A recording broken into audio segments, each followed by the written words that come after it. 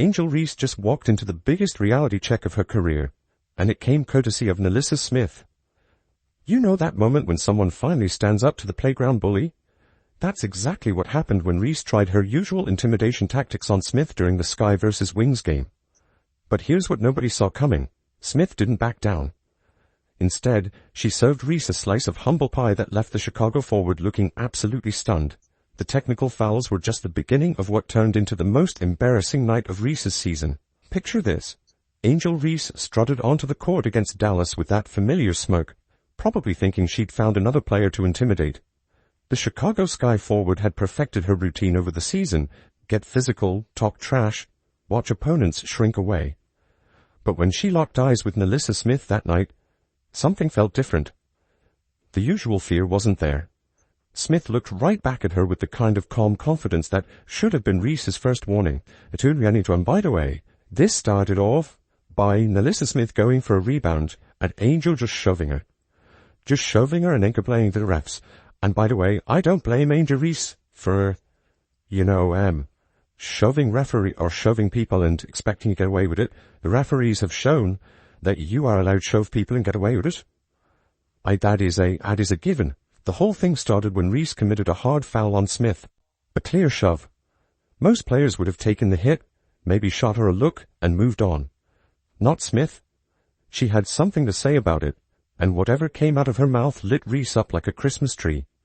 You could see the exact moment Reese's brain switched from basketball mode to confrontation mode. Her shoulders squared up, her jaw tightened, and she started moving towards Smith like she owned the place. Dead around the rim, NaLyssa Smith and Angel Reese both got technical fouls, and things got a little chippy between the two. Here's where it gets interesting. Smith didn't take a single step backward. While Reese was doing her usual puffed chest routine, Smith stood there looking almost bored by the whole display. The contrast was striking. Reese getting more animated by the second, while Smith maintained this cool, collected energy that probably drove Reese absolutely crazy. You know how bullies react when their intimidation tactics don't work? That's exactly what we witnessed when NaLyssa Smith is dealing you up, blocking her shot, folks. Angel, you cooked her up last year. What happened? What happened last year? Was it the Indiana Fever on the jersey that made you go extra hard? Was it that other player on that team that was like, oh, that 22, I really want to shout or something? Is that what really made it? Because in these matchups against the Dallas Wings, you really haven't been anything special at all. Maybe NaLyssa Smith was tired of seeing her in a meme all off-season. NaLyssa's like, you know what? Then next time I play her, I'm not going to let her cook me and do me like that. The crowd caught on immediately. The energy in the arena shifted from casual game atmosphere to full-blown drum alert. People were standing up, phones were coming out, and you could feel that electric tension that happens when something real is about to go down. But Smith's teammates weren't even rushing over to pull her away. They knew she could handle herself. I'm not sure Angel Reese would actually want that to turn into something, where hands are involved. Because, my goodness, I'm just going to keep it real. NaLyssa Smith, I think she sort of believes she's a little bit more masculine, right? Now, I'm going to tell you, far as flexing goes, we talked about this a little earlier, NaLyssa Smith showed her ass last night. She did. At 6 of 12 from the field, 27 minutes, 20 points, 3 block shots last night. This wasn't Smith's first rodeo with Reese either.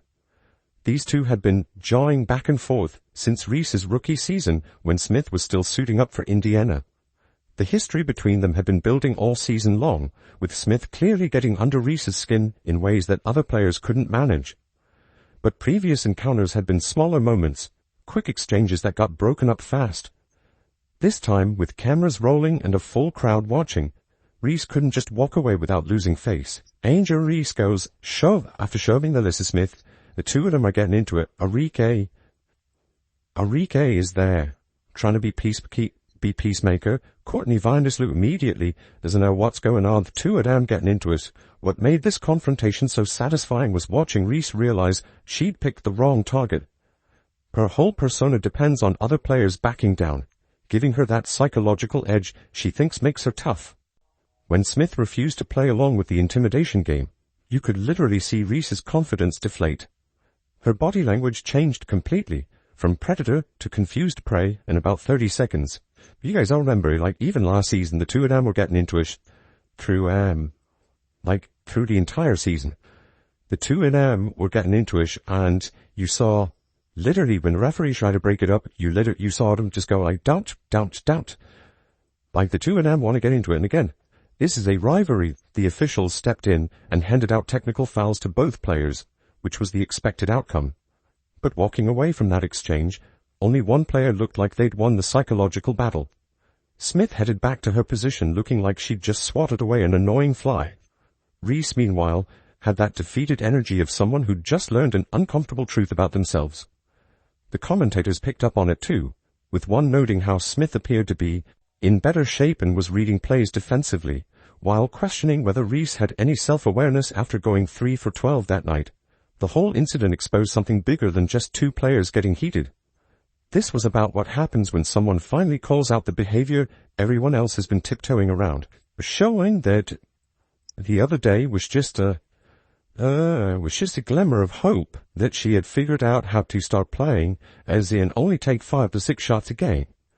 Get rebounds, distribute the ball out to everybody out on the perimeter, and quit shooting the ball. What made NaLyssa Smith different from every other player who's dealt with Reese's antics? Simple. She had history with Angel Reese, and she wasn't about to let some second-year player punk her on national television. Smith came into the league knowing exactly what Reese was about. Their rivalry goes back to when Reese was still figuring out how to be a professional, and Smith was already establishing herself as someone who doesn't play games. She's reading plays, like NaLyssa Smith, reading plays defensively. Chicago's done a nice job defensively. How did Angel Reese tries to intercept the pass, and then her and NaLyssa Smith start jawing at each other, start talking at each other. Start jawing at each other, start talking at each other. Here's what makes this whole situation even better. Smith used to suit up for the Indiana Fever. You know, the same team that drafted Caitlin Clark, the same organization that Reese has been throwing shade at all season long. When you've got that connection, every interaction with Reese becomes personal. Smith wasn't just defending herself that night. She was defending the reputation of a franchise that means something to her. The history between these two players runs deeper than most people realize. Smith has been watching Reese's act since her rookie season, and she's clearly had enough of the drama queen routine. Previous encounters between them had been building toward this moment all season long. You could see it in how Smith carried herself around Reese. There was none of that cautious energy other players show. Smith approached every matchup like she had unfinished business. In this game right here, if we don't remember, open to the point where the starters were taken out. Angel Reese had 4 points. She had 4 points, 5 rebounds, when NaLyssa Smith had 14 points. She had 14 points on Angel Reese versus Angel Reese's 4 in 19 minutes.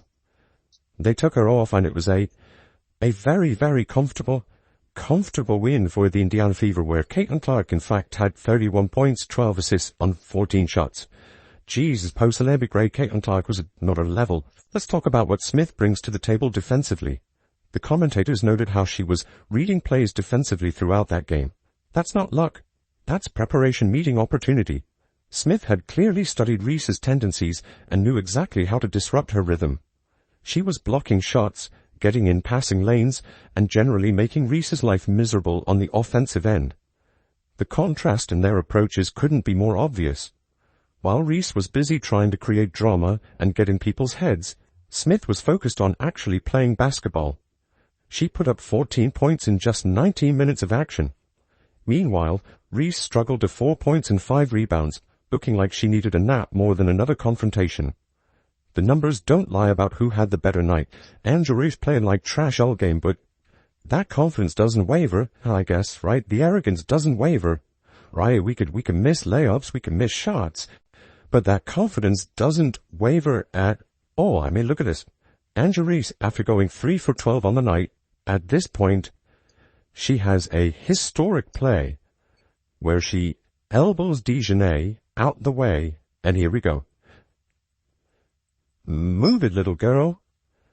Yeah, Angel Reese talking that trash. Yeah. You guys can't stop me. I'm 4 for 13. Smith's connection to Indiana adds another layer to this whole thing. She spent time with that organization, learned their culture, and understands what professional basketball looks like.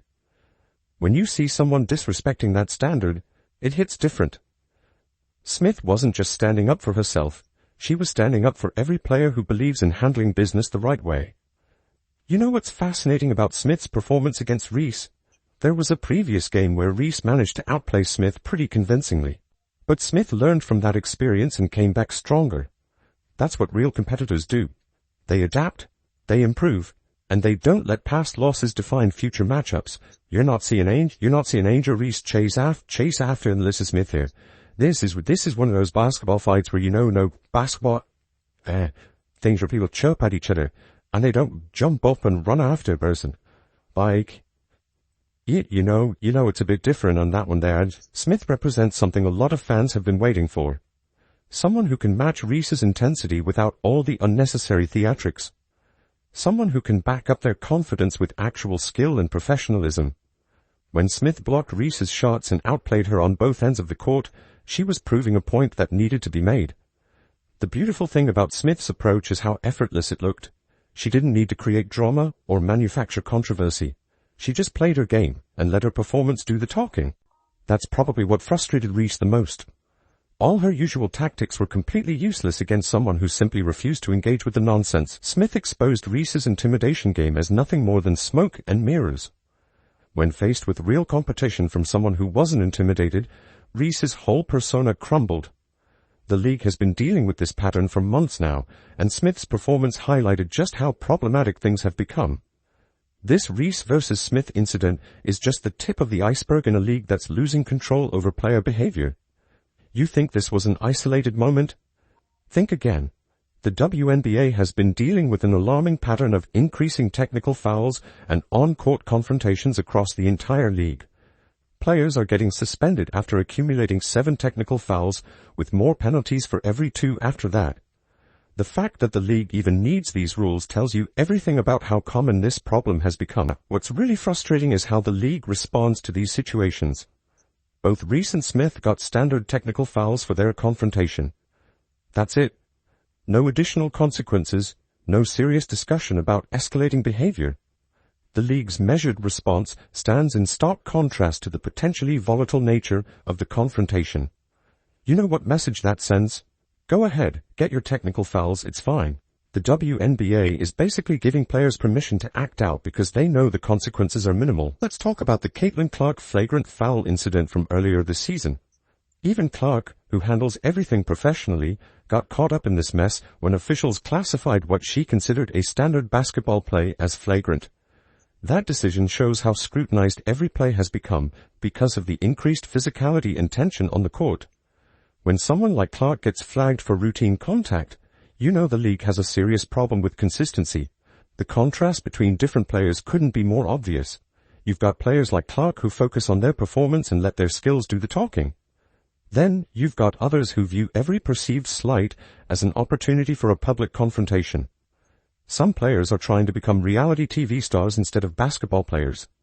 That creates an uneven playing field where controversy gets rewarded with attention while actual talent gets overlooked. The situation with Kate and Angel shows they hate her. I think they just hate her. Period. I think they just hate each other in general. Like, I don't know, hate's a strong word. There is a 0% chance that Angel, Reese, and Kate and Clark like each other. Like, I'm sorry, if you are Kate and Clark, if you are a person and you got blindsided by somebody, if someone else jumped up and celebrated, you wouldn't like that person. If you lost the championship game, and then after the game, not just someone chasing around you doing that, after the game they're on IG Live be like, this is for you. Instead of celebrating their win, they were taunting their opponents. You probably wouldn't like that person either. Current disciplinary measures are clearly failing to modify problematic behavior. The league's reluctance to impose stronger consequences for repeated aggressive behavior raises serious concerns. Players know they can push boundaries without facing real punishment. The system relies on in-game officials to assess technical and flagrant fouls, which introduces massive inconsistency. These calls are subjective and vary based on the officiating crew or game context.